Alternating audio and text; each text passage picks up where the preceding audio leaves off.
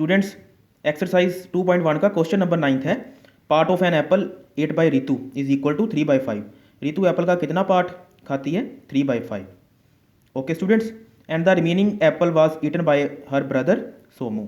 और एप्पल का जो रिमेनिंग पार्ट है वो उसका भाई सोमू खाता है। Okay students, now we have to finding the part of an apple 8 by Somu. तो जो होल पार्ट है उसको हम एज ए 1 लेट करेंगे। तो 1 में से हम 3/5 अगर माइनस करते हैं तो यहाँ से आ जाएगा part of an apple 8 by Somu. Somu apple का कितना पार्ट जो है वो खाता है, यहाँ से हम फाइंड कर सकते हैं। 1 में से हमने 3/5 जो है वो माइनस कर देने हैं। ओके स्टूडेंट्स, तो एप्पल को हम जो होल पार्ट है उसको हम एज ए 1 लेट करेंगे। तो ये आ जाएगा 2/5। जो सोमू है वो एप्पल का 2/5 पार्ट जो है वो खाता है।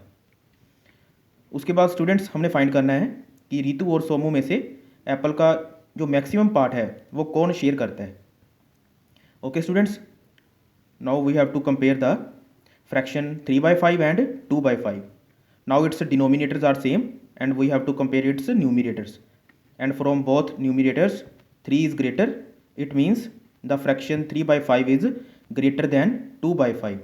Now we can say that Ritu shared the larger part of an apple. Okay students, it means Ritu shared the larger part of an apple.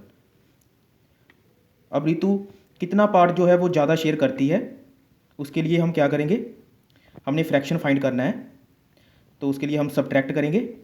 Part of an apple 8 by Ritu 3/5, 3/5 में से हम minus करेंगे part of an apple 8 by Somu जो हमने find किया है 2/5।